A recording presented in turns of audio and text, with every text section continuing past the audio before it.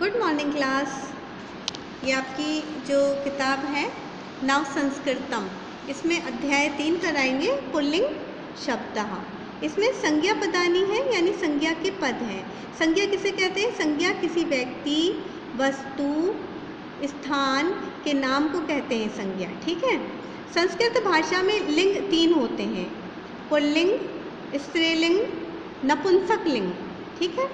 अब आपने हिंदी में पढ़ा होगा कि हिंदी में 2 लिंग होते हैं, एक पुल्लिंग और एक स्त्रीलिंग शब्द। ठीक है।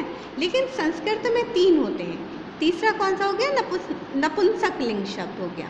जो शब्द पुरुष जाति का ज्ञान कराते हैं वह पुल्लिंग शब्द कहलाते हैं। जो पुरुष जाति का ज्ञान कराए वह पुल्लिंग शब्द हैं, और जो शब्द स्त्री जाति का ज्ञान कराते हैं वह स्त्रीलिंग शब्द कहते हैं। जो शब्द पुरुष जाति तथा स्त्री जाति का ज्ञान नहीं कराते वह नपुंसक लिंग शब्द होते हैं। अब देखिए, पुल्लिंगम, स्त्रीलिंगम और नपुंसक लिंगम शब्द है। देखिए, बालक है, एक बालक है, हमें एक बालक बताना है, तो कैसे बोलेंगे? बालकः। आगे क्या हो जाएगा? विसर्ग लग जाएगा। और बेटा इसकी आवाज़ हाँ में आती है, क्या पढ़ेंगे? बालकः। अब इसी तरह से स्त्रीलिंगम में क्या हो जाएगा? का पर, इस पर आ की मात्रा लगी हुई है। ठीक है, ठीक है। तो इसे कैसे पढ़ेंगे? बालिका, बालिका। फिर इसके बाद में क्या पढ़ेंगे? पर्णम, पर्णम यानी एक पत्ता। इसे नहीं पता चल रहा है वह पुल्लिंग है कि स्त्रीलिंग है, तो ये कौन सा हो जाएगा? नपुंसक लिंगम में आ जाएगा। पर्णम यानी एक पत्ता। इसी तरह से सिंह, सिंह यानी शेर, एक शेर। अजा, एक बकरी। देखिए, ध्यान दीजिएगा, यहाँ पर भी आ की मात्रा, यहाँ पर भी आ की मात्रा। इसका मतलब ये क्या है? ये स्त्रीलिंगम है। ठीक है। और पुस्तकम यानी एक किताब। ठीक है, पुस्तकम हो जाएगा। वृक्षः, जहाँ पर विसर्ग आ जाएगा वहाँ वो कौन सा शब्द कहलाएगा? कौन सा वचन है? कौन सा लिंग है ये? वचन तो एक वचन में हो जाएगा, और लिंग कौन सा है ये? है पुल्लिंग। ठीक है। वृक्षः। माला क्या हो जाएगा? स्त्रीलिंग, क्योंकि आ की मात्रा लग गई, इसमें स्त्रीलिंग हो जाएगा। कंदुकम क्या हो जाएगा? ये नपुंसक लिंगम में आ जाएगा। ठीक है। वैसे ध्यान दीजिएगा, जहाँ पर भी माँ आता है शब्द के अंत में, तो वहाँ पर ज़्यादातर नपुंसक लिंगम शब्द आते हैं, और जहाँ स्त्रीलिंगम में शब्द के अंत में बड़ा आ जाता है, आकार आ जाता है, तो वहाँ पर कौन से शब्द कहलाते हैं? वह स्त्रीलिंगम शब्द कहलाते हैं। और जहाँ पर आकार होता है, वहाँ पर जहाँ पर विसर्ग आ जाएगा, आकार हो जाएगा, वहाँ पर कौन से शब्द कहलाएंगे? वो कौन से पुल्लिंग कहलाएंगे? वो पुल्लिंग शब्द कहलाएंगे। ठीक है।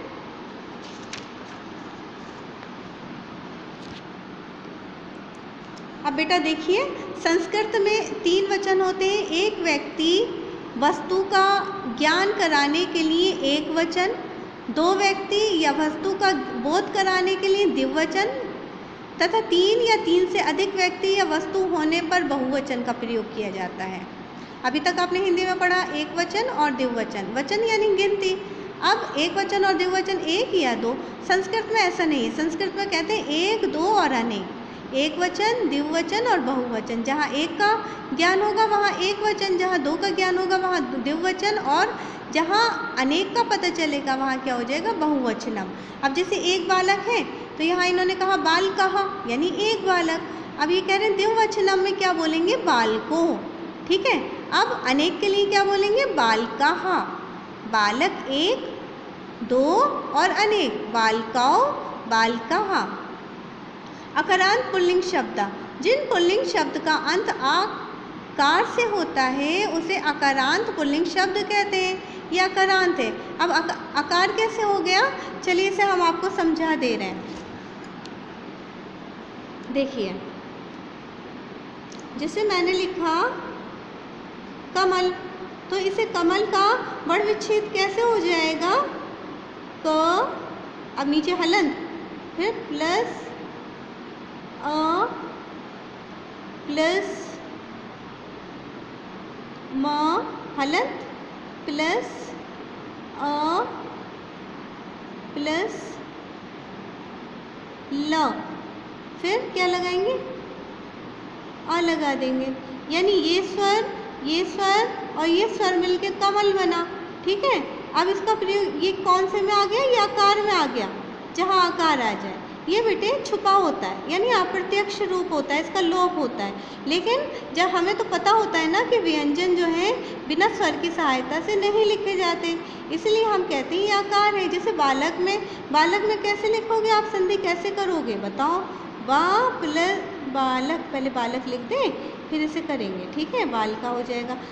तो इसे कैसे करेंगे?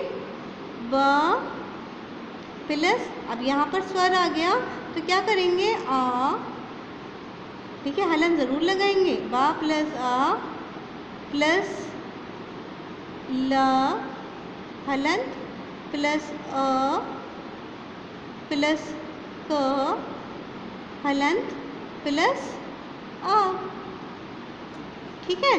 तो ये क्या हो जाएगा? बाल का हो जाएगा। तो यहाँ पर किसकी आवाज़ आ रही है? आकार की आवाज़ आ रही है। आकार का मतलब क्या हो जाएगा? आ की आवाज़ आ रही है, यानी स्वर में आ की आवाज़ आ रही है। तो ये कौन सा शब्द, ये क्या कहलाएंगे? अकारांत पुल्लिंग शब्द हम कहलाएंगे, ठीक है। आप देख लीजिए, इन्होंने भी ऐसे लिखा है, छात्र छ प्लस अ प्लस त प्लस र प्लस आ। अब ये तो पता है ना, त्र है, श्र है, ये क्या है? ये संयुक्त व्यंजन है। ता और रा से मिलके त्रा बनता है, श और रा से श्र बनता है, ये संयुक्त व्यंजन है, ठीक है।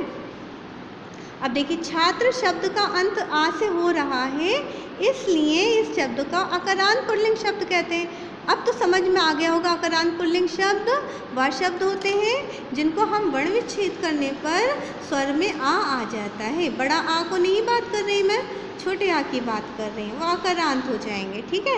और हम पहचानेंगे कैसे? सिर्फ एक वचन से ही पहचान लेंगे उसे। जैसे एक वचन है ना, नायक कहा, एक नायक है, दो नायक हो गए ना, तो दो नायक को क्या बोलेंगे? नायकों। दो नायक हो गए तो नायकों। और बहुवचन अनेक हो गए तो क्या हो जाएगा? नायिका। एक, दो और सब, यानी अनेक, ठीक है। अब जैसे आरक्षक कहा, आरक्षक का कौन होता है? गार्ड होता है, ठीक है। तो आरक्षक कहा, आरक्षकों, आरक्षक कहा, यानी दो आरक्षक हो गए। और अनेक हो गए आरक्षक, अनेक गार्ड हो गए। तो एक करने के लिए विसर्ग, दो करने के लिए औ की मात्रा, और अनेक करने के लिए आ की मात्रा पर, बड़े आ की मात्रा पर क्या हो जाएगा? विसर्ग। इसी तरह से सैनिक कहा, सैनिकों, सैनिक कहा, एक, दो और अनेक। बेटा समझ में आया इसे कैसे करना है? इसी तरह से एक वचनम, द्विवचनम और बहुवचनम। जैसे ये है ना, हस्ता, हस्त किसे कहते हैं? हाथ को कहते हैं, ठीक है। तो ये क्या हो जाएगा? यहाँ पर एक हाथ के लिए क्या लगा देंगे? विसर्ग लगा देंगे। हस्ता, हस्ताओ, हस्ता, दो और अनेक हो जाएंगे। यहाँ पर अनेक हो गए, अनेक हाथ हो गए। एक हाथ, दो हाथ और अनेक हाथ। इसी तरह से घट्टा, एक घड़ा, घटाओ, दो घड़े, और घटा, अनेक घड़े हो गए, ठीक है। इसी तरह से देखो, देवहा, यानी एक देव हो गए। फिर देवौ, दो देवता हो गए। और फिर क्या हो जाएगा? देवहा, यानी अनेक देवता हो जाएंगे।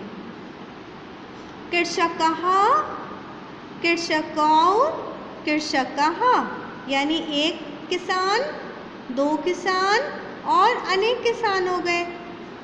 इसी तरह से चषकहा, एक गिलास, चषकौ, दो गिलास, और चषकहा कितने हो जाएंगे? अनेक गिलास हो जाएंगे।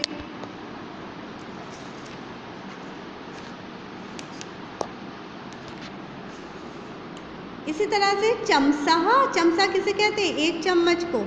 चमचाओ, दो चम्मच, और चमचा, यानी बहुवचन हो गए, अनेक हो गया तो कितना हो जाएगा? अनेक चम्मच हो गए।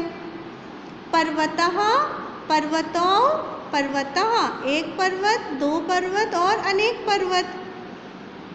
वृक्षः, एक वृक्ष, दो वृक्ष, वृक्षौ और वृक्षः, अनेक पेड़ हो गए। कुकरः, कुकरा बोलते हैं बेटा, कुत्ते को बोलेंगे। संस्कृत में कुकरा कुत्ता होता है। कुकरः, कुकरौ, कुकरः, यानी एक कुत्ता, दो कुत्ते और अनेक कुत्ते। बेटा बस आज इतना ही, और हम कुछ वर्क आपको भेजेंगे वो करना, ठीक है।